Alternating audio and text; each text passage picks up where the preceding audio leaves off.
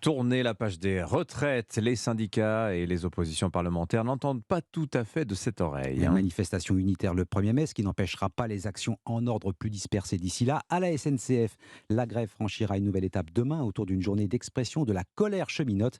Des rassemblements sont prévus dans les principales gares du pays. À l'Assemblée nationale, le groupe indépendant Lio veut abroger la réforme des retraites. Il déposera un projet de loi le 8 juin à l'occasion d'une niche parlementaire. Le texte est en cours de rédaction. Et voilà qui va apporter de l'eau au moulin des opposants à cette réforme. Elle ne permettrait pas de combler le déficit des retraites à l'horizon 2030. C'était pourtant l'une des justifications, sinon la justification principale pour reculer l'âge de départ.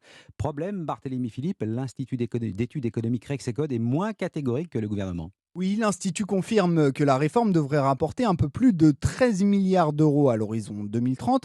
Mais le problème, c'est qu'à cette date, le déficit des retraites dépassera largement cette somme.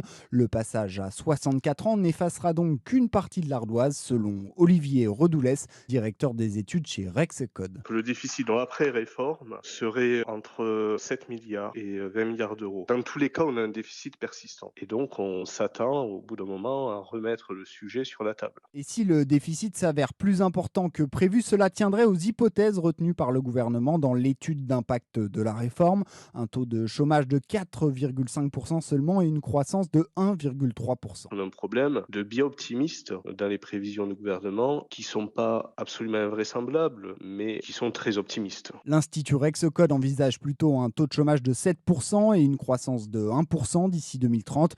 Une conjoncture moins favorable, synonyme de moindres recettes pour les caisses du régime des retraites. Barthélémy Philippe du service économie d'Europe 1.